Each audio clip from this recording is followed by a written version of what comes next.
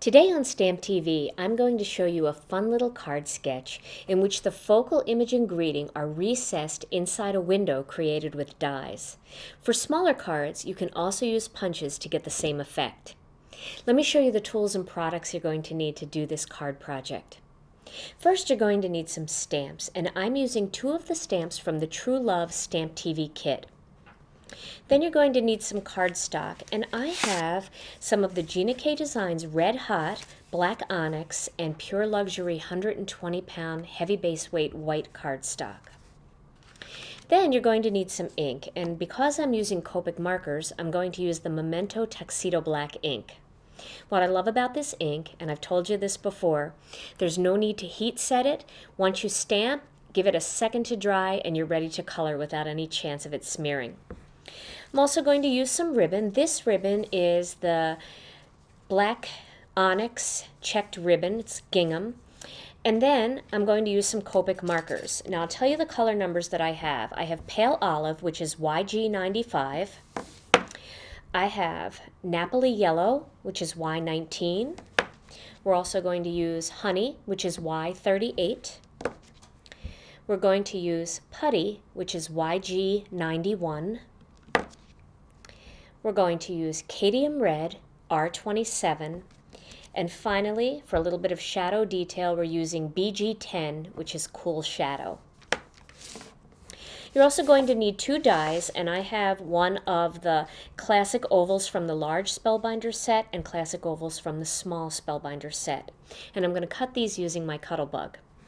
So to begin, we're going to start off by stamping a piece of the 120-pound base weight white cardstock using the flower image from the True Love Stamp TV kit. And I guess you can tell I'm kind of hooked on this image, but it just makes the prettiest cards and projects. Every once in a while I get hooked on a stamp and I can't seem to put it down, and this is one of those stamps. Alright, so I'm going to stamp that right in the center of this piece of cardstock. Like that. Then, right underneath, I'm going to stamp the greeting, True Love, True Friend, rather. This one is a friendship card. That's what I love about this kit, is even though you can make beautiful cards of love and Valentine's, it's great for all year round because it's got friendship greetings and encouragement greetings, all kinds of things. So there, that says True Friend. Now I'm just going to check that and make sure that that's going to work with my die, and that will work very nicely, so I know I'm stamped in a good spot. Now I'm going to color this flower, and what I've decided to do is make it a very summery card. So I'm going to start off by coloring the petals of the flower with the Y19, which is Napoli Yellow, and just give good coverage in the center of each petal. Then I'm going to add some of that darker yellow along the outside to give it a little bit of shade and depth. And you'll see how I do that. But you see how nicely the Memento ink works? You can just stamp and go. We really didn't have to let it dry very long at all.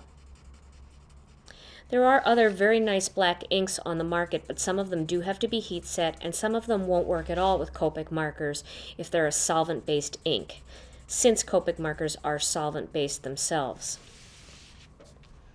When you mix the 2 solvents together, they both blend very nicely, but you don't want blending from your outline. Now I'm going to touch up the edges of the petals with the Y38, which is Honey. I'm just going to go right around the outside to create a little bit of depth on that flower.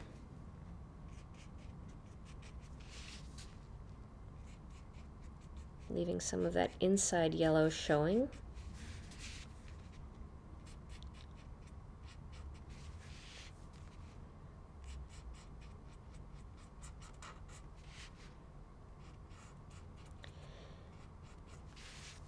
And then next I'm going to mix a couple of those greens and do the same kind of thing for the leaves. Now you can see, now there's a little bit of depth in there. I'm going to go back with that lighter yellow, the Y19, and starting in the center, just kind of blend that together. Blends very easily and very quickly.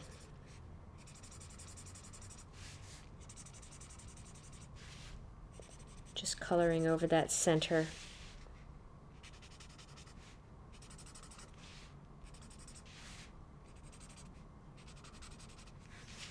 Okay. Now next I'm going to use the YG91, which is putty, and color my leaves with that lighter green. It's a nice gray green, and it really works well with some of the darker sage colored Copic markers. Because once you work with that darker sage, you'll end up with quite a bit of depth and green tones coming out of that gray putty. Kind of blends it all together. So now with the YG95, which is the pale olive,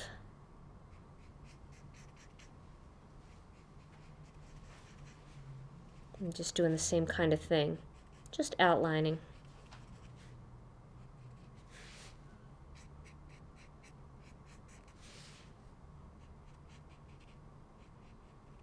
Like that. And then I'm going to go back over it again with the putty, starting in the center, and just blending it into that darker green. Kind of takes a little bit of that edge between the two away, but it still keeps some of the light in the center.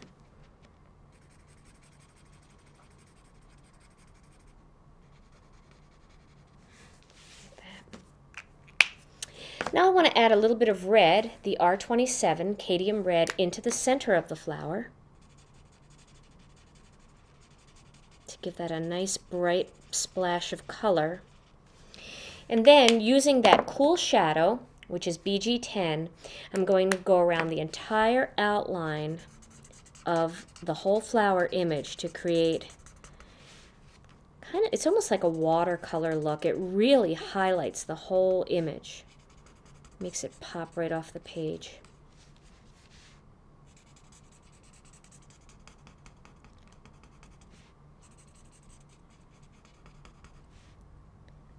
Now that I've finished coloring my focal image, I'm going to begin my frame.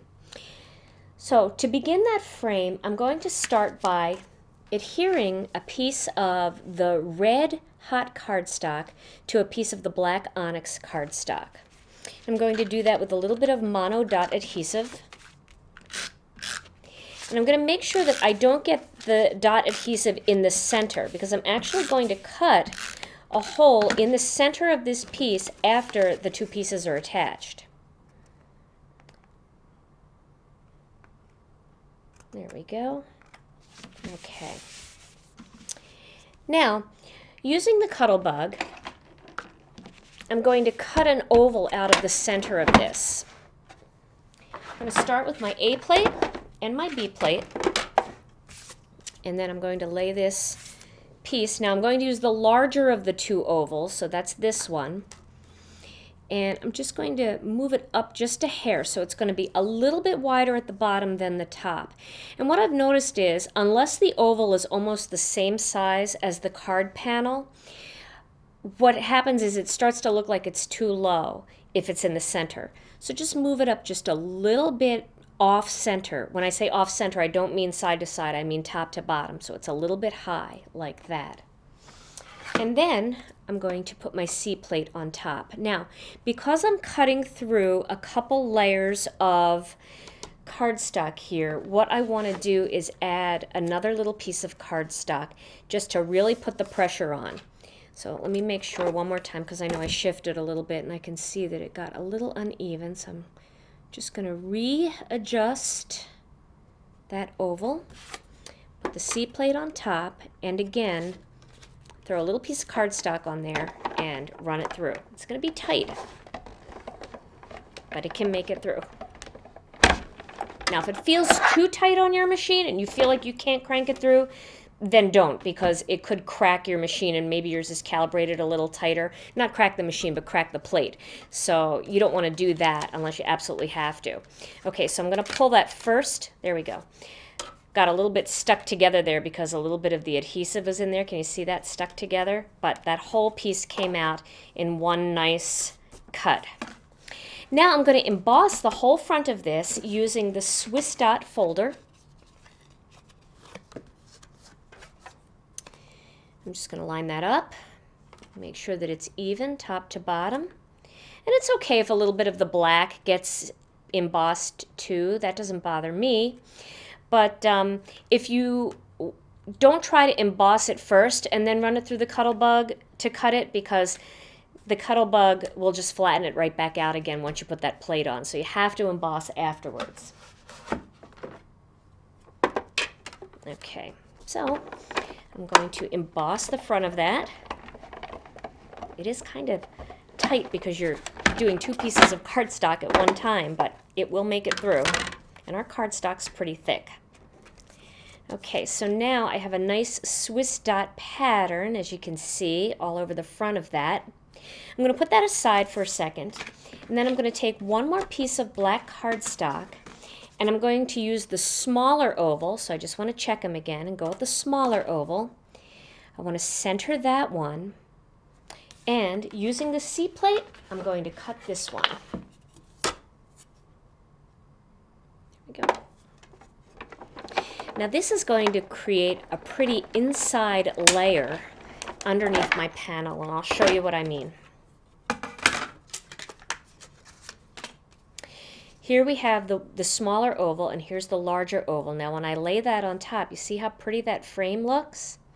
That's how you do that. You don't have to get real fancy and try to line everything up when you're cutting it. This makes it real easy to do. So we're going to tape that together, and then we're going to assemble the card. Get a little bit of adhesive on there, and I'm just going to do the top four corners. Well, all four corners, because I don't want any adhesive on this area because you'll be able to see it right through. And remember, this is the top of my card. Just line that up. Once you get it exactly where you want it, it's kind of deceiving, so you have to play with it just a little bit, and then you can press it together. There we go. And now I have my frame. Isn't that pretty? For my card front. Now, for my card front, what I have here is a piece of 120-pound heavy base weight white cardstock that I've cut at 4 1/4 inches by 11 inches, and then I scored it at 5 1/2 and folded it in half. And you can see, as long as you use like some kind of score tool, like the Score Buddy or another scoring tool, you can get a nice crisp fold even in our heaviest cardstock. And this is going to go on top. But I want this whole panel to be raised above so my focal image is recessed inside that frame. So the way I'm going to do that is I'm going to hold it exactly where I want it. I've already put some tape on the back of this, so this has dot adhesive on the back. And I'm going to line it up exactly the way I want. It's not attached, but I'm going to line it up exactly the way I want it to look when it's coming through the window. And then I'm going to position it on the front of the card as if I was going to stick it down. So I want everything nice and centered. And once I have it in the right spot, I'm going to press my focal image down underneath there.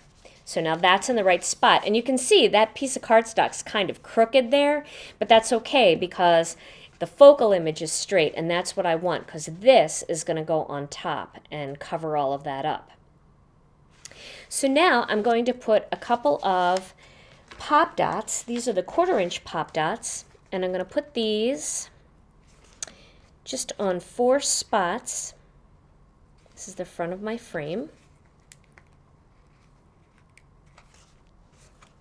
So I have 4 of these, like that. And now I can position this panel right on top, and it will be raised so my focal image will be recessed underneath. So once again, line it up so everything is showing nicely, and There's my raised frame. And you can see, if you look sideways, you can see that that is raised there. It's got just a little bit of a lift. Now, if you want it raised even more, you can use the 1/2" pop dots because they've got a higher lift and the frame will come up even further. This is also a really nice way to put photographs. If you want to do little frames for photographs for your desk or for your dresser, you can do a whole bunch of these to match your decor, and it's kind of a card that becomes a gift once the person sits it out on their shelf. Okay, so we're going to add one more little embellishment here, and I'm going to show you how I do this. I'm going to turn the card upside down so it's facing away from me, and I'm going to feed this piece of gingham ribbon right in there. And the reason why I do it upside down is because if I do it the other way, the ribbon will tie the wrong way for me. So I'm going to tie the ribbon like that, and then I can flip it around. Let me move it up a little bit. And then I'm going to tie a little knot like that. And I wanted my ribbon to shoot that way and not that way at the top. So that's why I did it upside down. If I don't, it always goes in the wrong direction. Okay, and then I'm going to just snip the ribbon there and snip the ribbon down here. And that gives me a nice little embellishment on the side, and you have a nice little True Friend card that's quick and easy, but really it's quite a wow with that raised frame on top. One of the things I love about this card sketch is the way the card has several layers but still maintains that clean and simple look. And because there aren't a lot of parts sticking up from the card base, it makes it easier to mail without fear of the card being damaged.